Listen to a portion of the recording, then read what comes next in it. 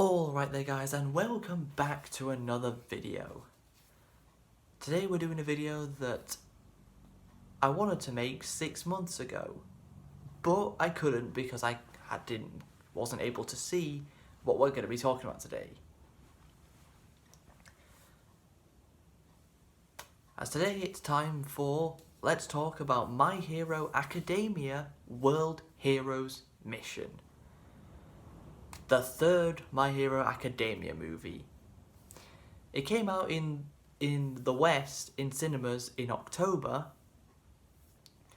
but it didn't come out in mine. Even though it said it was going to, it never did, so I never got to watch it back then. I've finally been able to watch it now, 6 months later. And right off the bat, this movie is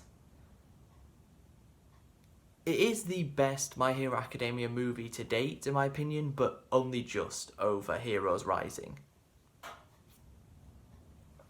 So the plot of this movie is a terror ideological cult organization known as Humorize basically thinks that quirks are a disease and an illness, and they want to rid the world of all quirks. So they start releasing this chemical gas into the atmosphere, and anyone who has a quirk is negatively affected by it. The only people who are not affected are the people who don't have quirks.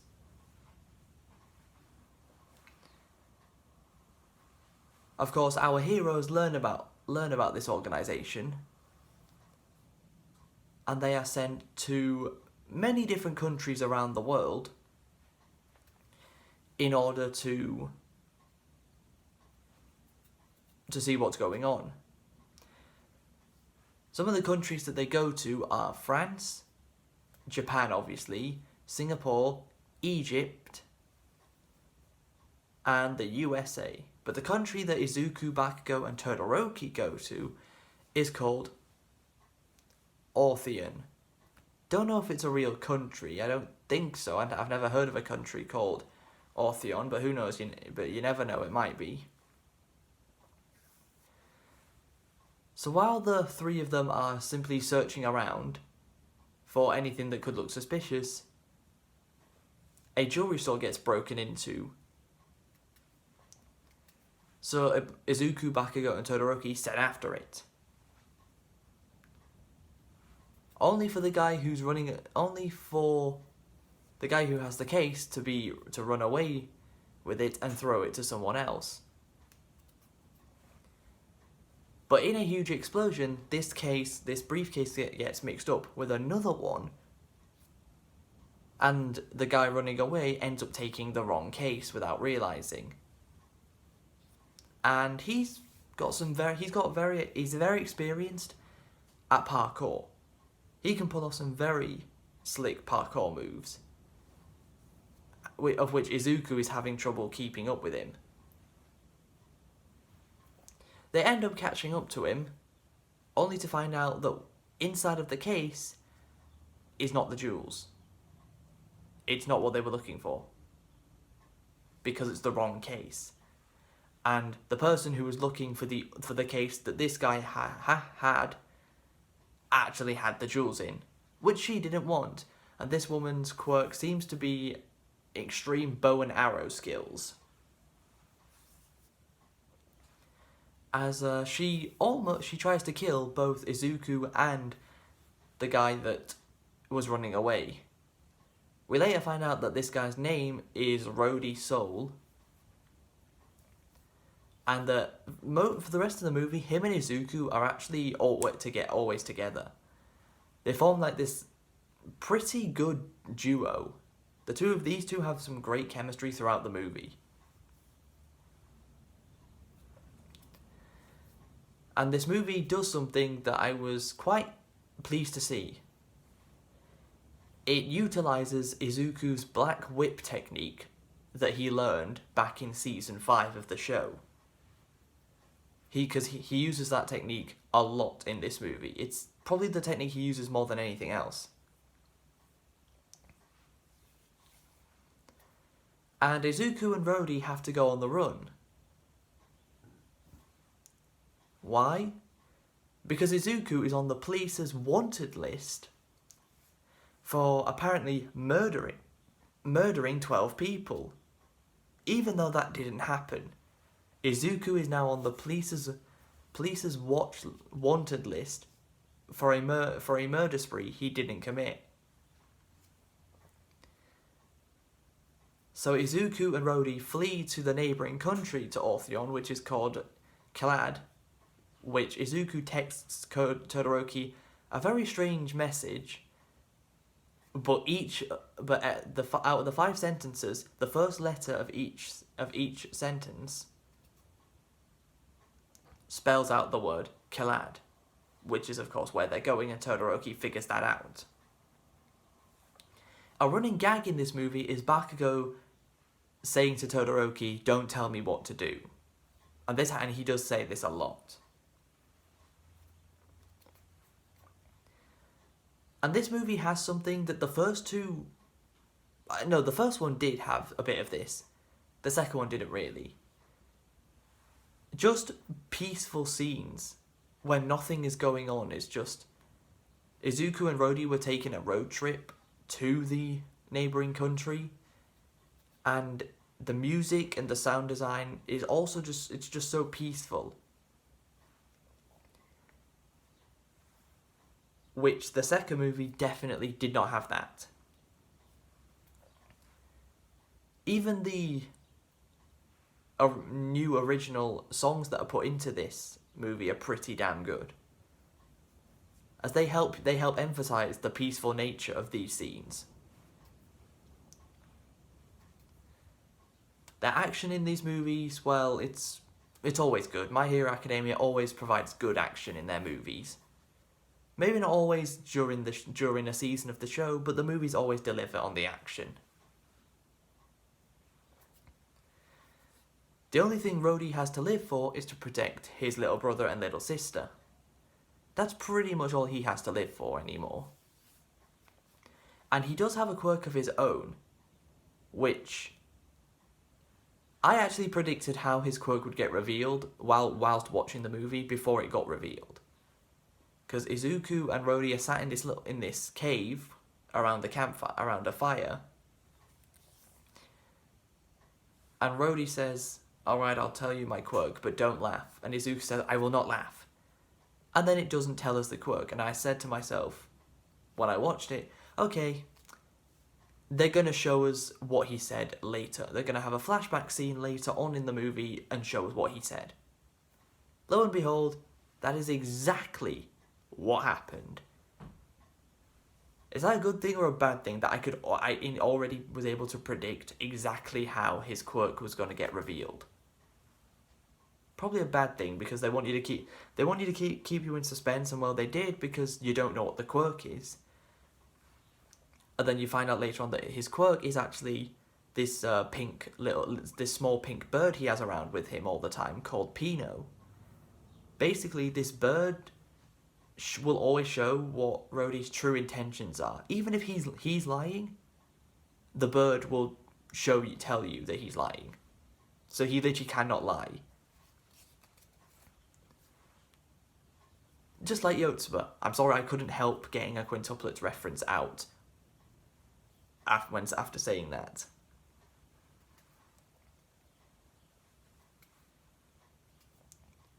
So when Bakugo and Todoroki catch up to Izuku and Rody, they need to learn where the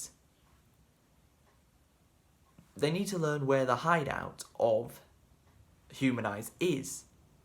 And their leader, Flecked Turn, who is this big blue guy, and his quirk is basically he can any quirk attack that is used on him, he can repel that very same attack back at the user who attacked him. So basically mirror Kirby, but actually uses the mirrors to repel the same attack.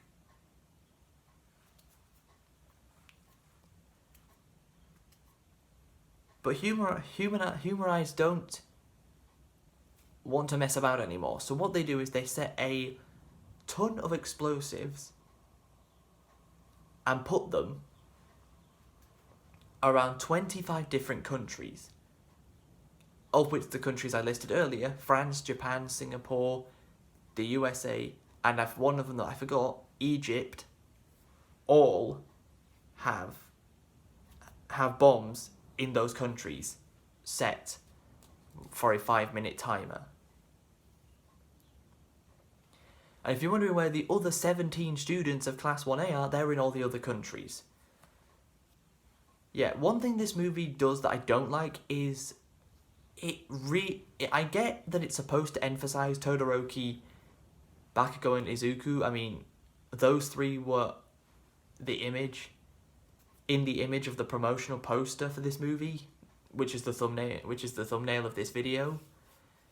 But the rest of the class almost don't get any screen time. They get such little screen time throughout the movie. They play such a little role in this movie compared to Izuku, Bakugo, and Todoroki. Whereas in the first two movies, all the students played massive roles in both of those movies. Whereas in this time, it's just the main three. Which I get it, Izuku, Bakugo, and Todoroki are the main characters of the show now. And no doubt they'll be the ones we'll be focusing on the most when Season 6 begins airing in October.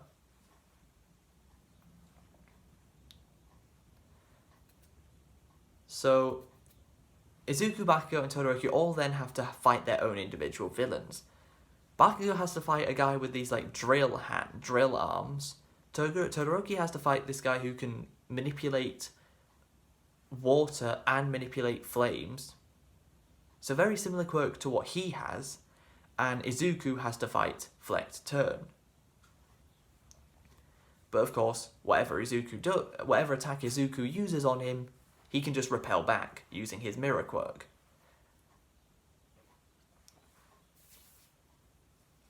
So Rhodey comes in, gets shot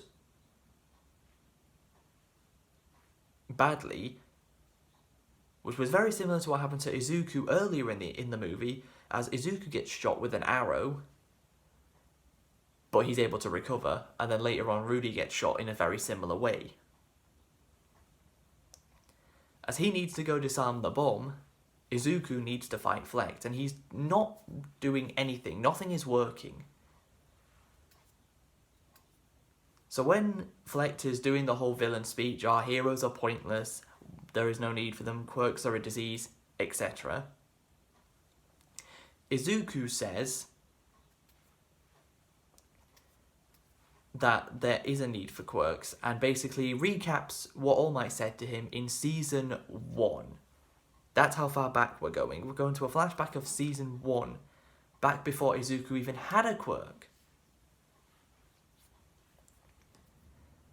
Rhodey manages to do what he needed to do in time, and Izuku gives us a brand new technique that we've never seen before. At the end of Heroes Rising, you may remember that Izuku and Bakugo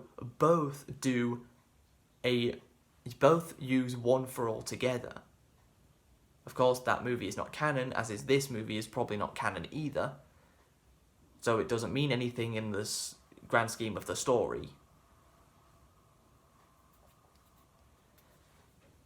But Izuku gives us a brand new technique. It's not United States of Smash, like All Might did in halfway through Season 3. Instead, it's United States of the World Smash. And that's the technique Izuku uses to take down Flecked Turn. But then the timer for the bombs runs out, and nothing happens. None of the bombs go off. Anywhere. Which means the heroes manage to succeed in their mission.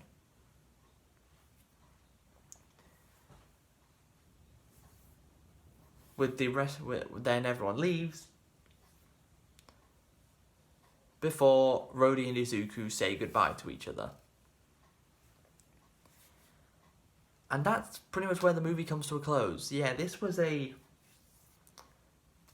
interesting movie. It was... I'm pretty certain it's the longest My Hero Academia movie to date. 1 hour and 45 minutes. I think it's the longest My Hero movie so far. It had its good points. Some great camera work when it came to the parkour scenes. The camera, so many different dynamic camera angles. That was really good. Izuku's use of using the black whip technique a lot more than he did in Season 5 when first obtaining it. I liked that. The chemistry between Izuku and Rhodey throughout the movie, that's something that the first two movies never had. Izuku never really had a connection with a new character within the movie it was. He didn't in Two Heroes and he didn't in Heroes Rising, but this time around he did. Izuku and Rhodey had very good chemistry. That was another good thing I liked about the movie. But of course, I didn't like the fact that Izuku, Baka, and Todoroki were almost exclusively the ones that the movie focused on, and the rest of Class 1A were essentially side characters. They weren't even part of the main cast this time around. They were literally side characters.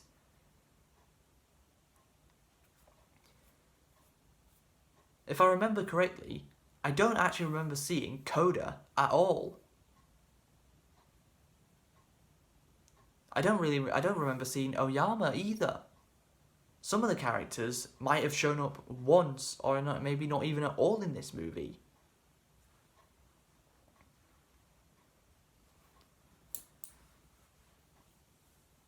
So yeah, as I said, it's the best My Hero Academia movie we've had so far, but only just. I think the thing that edges it out over Heroes Rising is the fact that the Black Whip technique was utilised very well. The parkour scenes, but most importantly, the chemistry between Izuku and Rhodey. Because if you're going to introduce a new character just for this movie and never see them again, you want to at least give them good chemistry with our main heroes, or at least one of them, and that's what this movie does very well. Will there be a fourth My Hero Academia movie? Yes, probably. There probably will be. Let's be honest.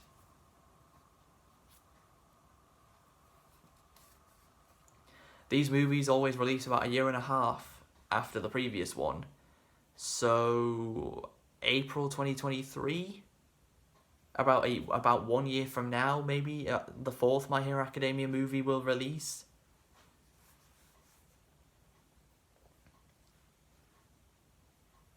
That's my guess, at least. And I'm going to continue the trend of not giving anime movies a rating out of 10, like I did with Uncharted and the Batman. Because I've never given an anime movie a rating out of 10 whenever I've done these type of videos.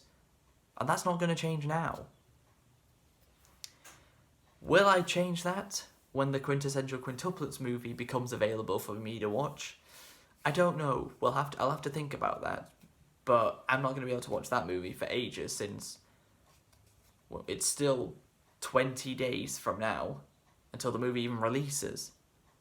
But that's going to be it for this video. I hope you guys have enjoyed. If you have, please be sure to leave a like. Subscribe if you're new to the channel.